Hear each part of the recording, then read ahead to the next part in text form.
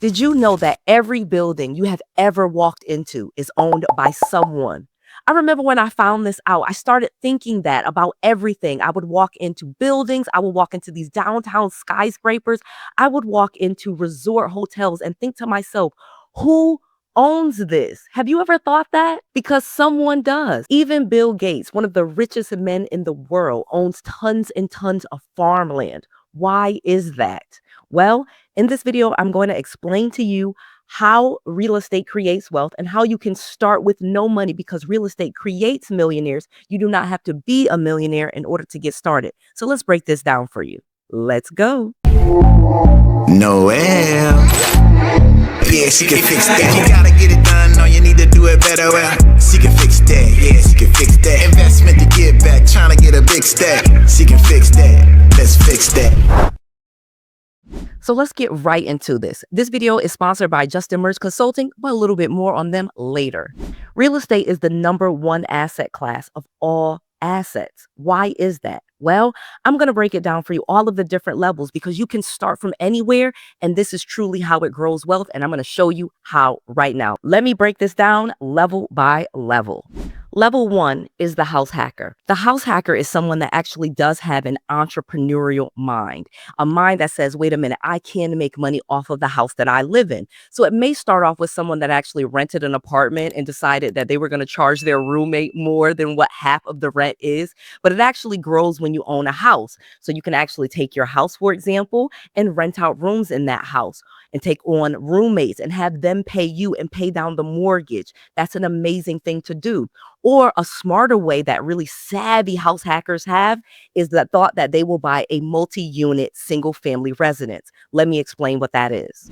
You can get conventional financing, a regular mortgage on a duplex, a triplex, or a fourplex, because conventional loans see a single family residence as a 1 to 4 unit. So this is a very smart way that anybody with an entrepreneurial mind will live in one unit and then rent out the other units. So if you have a duplex, for example, you live in one unit, you rent out the next new unit. If you have a 3 unit, wow, you get to live in one of the units and then rent out the other 2 units.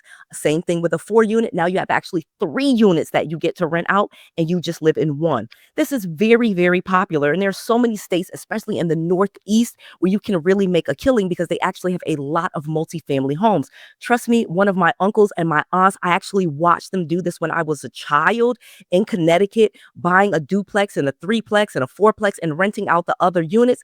And I started to have this idea like, wow, I'm going to do that when I get older. My own parents weren't even doing that, but my aunts and my uncles were, even my grandparents. So I could start to see how they were able to make money with their real estate, and then it just grew and grew. So that's the first level, because of course now you're kind of dealing with the people that you live with. They are your tenants, and so there are definitely pros and cons to that. And so many people see this as such a negative thing that they don't see all of the upside, that actually those other tenants are paying down your mortgage while you are gaining equity. Think about that for a second. But this is the first level, because of course you are dealing with your own property that you live in, and you're actually dealing with the tenants that you live with as well, and they are in your space. However, again, the upside is they are paying down that mortgage, you are gaining equity, you are gaining wealth. So this is level 1, and this is actually a very smart level, and this is where most real estate moguls kind of start, which is the end of where we're going. So let me tell you the next level.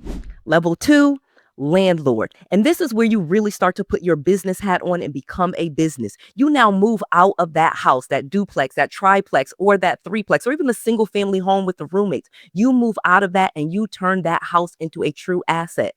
Now, this is where you should actually become a business, and where most people create a ton of wealth. Let me explain. Quick sidebar: if you want to be wealthy, you should have a business. It will actually protect you, and you can actually start to put properties in your name. You can actually get business credit and business funding in your business's name, and even buy real estate and do everything in your business without risking your social security number. You actually use the business's EIN. Call my friends at 𝐁𝐮𝐬𝐢𝐵 Consulting and tell them that Noelle Randall sent you. There is a link in the description box, and they will give you a free consultation. They can help you set the business up. They can help you build trade lines and they can even help you get funding for that business in your business's name, and then sometimes with just one phone call. Especially if you have good personal credit, you can easily start to get business funding, and you can do it quickly, easily, and it is not very expensive. This can help you create generational wealth because now you've protected your assets and you've created so many ways for you to get funding over and over and over again. Because again, with business credit, you can do this with every business that you have. It is not limited to just one business. So this is a very easy and legal way to have multiple businesses that can get multiple funding without you risking your social security number. And as a landlord at this level, this is where most people really take it to that next level, because now you are a landlord. Now you actually have this house, whether it's a duplex, a triplex, wherever you want, whatever, how many units it has, the 1 to 4 unit, it is now an asset, and you are now the landlord. You are not the resident in the home. It is now an asset. It actually changes a lot. You can actually write off a lot more, and you can use the equity from the house. Now that you've moved in, you can pull some of the equity out and live somewhere else and even get more rental properties for yourself. This is an easy way to build that portfolio. And the smart thing to do is to actually start building business credit so that you can get more funding to do this over and over and over again. Quick sidebar, get this book for free, noellsfreebook.com. It will help you learn a lot about real estate so you do not feel like you're on your own, because there are tons of ways to make money in real estate without having to do any of the things that I'm kind of listing out in this book. You can actually just flip contracts. I teach you that in this book. It's free. noellsfreebook.com. Get it right now. All right, let me get back to this. Let me continue telling you about level 2 and then how you move to level 3. At level 2, the wealth really starts to generate because now all of the units are bringing in you in cash flow. So you have rents coming in every single month. Again, now you're not living in one of the units. All of the units are rented. So that's cash flow for all of the units. Additionally, you have stable and passive income because those units are rented out. They have long-term leases. Usually you've also gotten a security deposit. So now you have more stable income and it is more passive. Yeah, occasionally you're going to have to change air filters. You're going to have to service the HVAC. You may have the tenant that has broken something and you have to go in there and fix it. So you may be more hands-on, but at the same time, this is where the money really starts to make sense for you, and the point where you actually have a business and a lot more write-offs for your tax deductions, where it really could make even more income for yourself. This is the level where you truly are leveraging your assets. Let's move on to level 3. Level 3, short-term rentals. So now that you've had this money coming in every single month, you've been dealing with tenants, now you can actually move to the next level, which is the short-term rentals, or more commonly known as Airbnbs. So instead of renting out vacant and unfurnished units, you actually can do a little bit more legwork and triple the amount of income that you make on each unit. If you rent the properties out on a nightly basis, you actually will make more per month just by keeping even at 80% occupancy. Because you are charging nightly instead of a long-term monthly amount, you actually make more money. However, it does require a little bit more work from you because you have to furnish the units, you have to put the towels, the sheets, the forks, the knives, and all of those things. But at the same time, if you are in a great area, some of the major cities outside of Austin and Dallas and Atlanta, Georgia, some areas in Florida.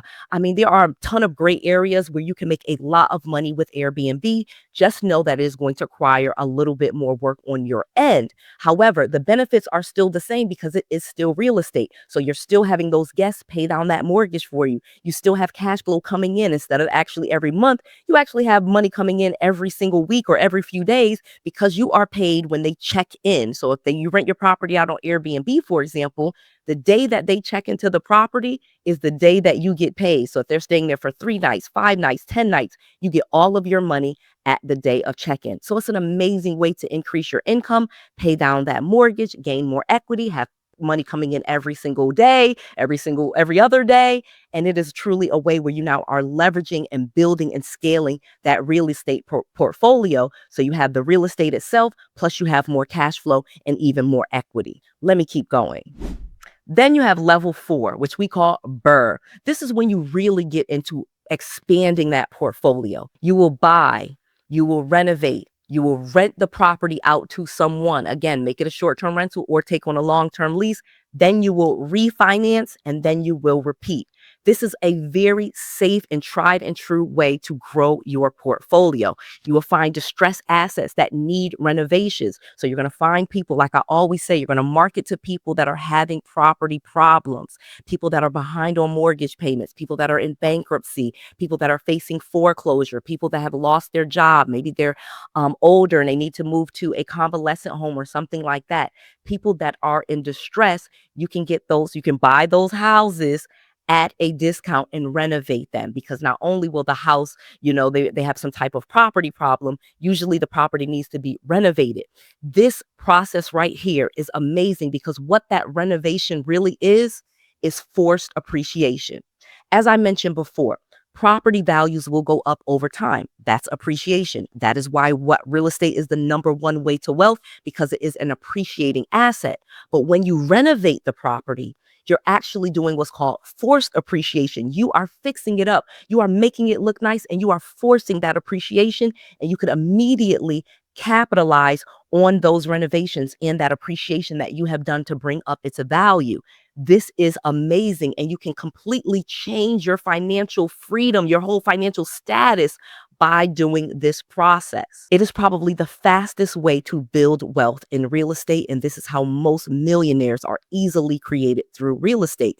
Yes, you can make money fixing and flipping, but again, you have now sold the property, you didn't hold on to it. But with BRRRR, you actually refinance out of the hard money loan that you used to renovate it, or whatever financing that you took to renovate it. You refinance it into long-term financing so that you have a lower interest rate, and now you can actually start paying down that mortgage, or having the tenants pay down that mortgage for you, while you gain equity, while you get that cash flow, and while you enjoy the appreciation of that property. And you can repeat that over and over and over again. Now you are into the big leagues, especially if you have done this using business credit and business funding. Again, call my friends below at 𝐁𝐿 Consulting, because they can help you take this to the next level. You don't have to use your social security number to do any of these things. You use your business and the business entity and its business credit in order to fund this whole process. Let me keep going to level 5, because now we're getting into the multimillionaire status. Number 5, commercial real estate. Now that you have gotten to this level, you are now ready to take it to commercial real estate. So most real estate investors and people that deal in real estate start in the single family realm. Some people stay there. Most people will graduate to some level of commercial real estate. Well, what does that mean? Commercial real estate are 5 units and above. So remember what I said earlier, single family homes are considered 1 to 4 units. Once you get to buildings that have 5 or more units, you are now into commercial real estate. So even if you have a small apartment building with 6 units or 10 units or 12 units, that is a small apartment. That is commercial real estate. And that is amazing, because again, instead of having 1, 2, 3, or 4 units, you now have 6, 10, 12 units, and you get to rent all of those out with those same benefits that you had from that single family residence that you have. Additionally, commercial real estate are office buildings. This is amazing, because you can even do just a couple of office condos, and these people will treat the property much differently, because instead of them just being a tenant, you can pass on some of the costs to them, like paying the taxes, paying the insurance, paying to maintain the parking lot, and different things like that. Those costs are literally passed on to your tenants. So that is why commercial real estate is one of the great things that real estate investors love to get into, because now you are passing expenses onto your tenants in a way which is harder to do when it comes to single family residences and renting those out. A lot of times in those office leases, they are long leases. Think 3 years, 5 years, and all of the costs for the insurance, the taxes, and the maintenance of the common areas are all passed on to the tenants. And this is why people love commercial real estate, because you have them directly in their lease bear those costs, and the leases are much longer. In many cases, you can't even get a 3-year lease. Sometimes the lease starts at 5 years, some even start at 10 years. So that is long-term income that you can really start to bank on and really start to use leverage, because again, just the lease itself and that money that they owe to you contractually, you can actually borrow against. Level 6, the specialty investor. Once you kind of got any part of commercial real estate and you start to get a taste of that money, you are going to want to start to use some of your specialized knowledge and become a specialized investor. At this level, you are into opportunities that most people ignore. Yes, they have some risk to it, but in many cases, these are not very common or popular areas of real estate. Let me list some of them out for you. farmland, RV parks, mobile home parks, laundromats, self-storage facilities. These areas of real estate are wildly profitable because most people don't really do them. They're not highly competitive areas of real estate. Most of the competition in real estate does lie in the single family market. That is where most people play in. That is actually the playground that I like still playing in because there are also so much demand for single family homes. And I know that technology cannot replace the need for someone to have a house or somewhere to live. We can't live in an app. We can't live in a laptop. There's no technology that we can live in. We need shelter. So that is why I've actually stayed in the single family residence playground for so long. And I dabble a little bit into the commercial real estate of multi-units and some office spaces. But these specialized areas like RV parks, mobile homes, self-storage units, mobile homes, all of these things that I'm saying, they are specialized areas of real estate that are wildly profitable. You literally don't have, in many cases, a lot of maintenance that you have to do in order to own these types of places of real estate. And they can be very profitable because it is not as competitive as other areas of real estate. And for many, this is where the multimillionaire comes in and even the billionaire status comes in, especially when we talk about farmland and all of the things that you can do with farmland because you can just own the land. For example, let me tell you how mobile homes can be so profitable if you really wanted to get into this. For example, you buy a bunch of land and you just clear it out and you put in the areas for them to hook up their mobile home, for example. They literally do not own the land ever. You are leasing them the land. So they pay you that lease payments every single month. Plus they pay for other things that they need. And when they leave, you still own that land and you can rent it over and over and over again without you actually having to do anything with a piece of property because you just own the land. You only have to maintain that and the utilities and different things like that. But everything else is paid for by the people that use the mobile home park. And that is why it has become more popular and it is still very profitable. However, most people don't do their due diligence. They don't really get into it. It can be very risky, but it can be very, very profitable. Any of those specialty investor type real estates that I just named, they are amazing. And it is an amazing way for you to make money. And you can start again at any level and just grow and grow. Now, let me tell you about this last level because this is where you want to be. Level 7. Real estate mogul. This is the dream. Every real estate investor will get to this level because this is the level where you raise money for real estate projects. A real estate mogul is not someone necessarily that owns a lot of real estate or actually maintains or manages real estate.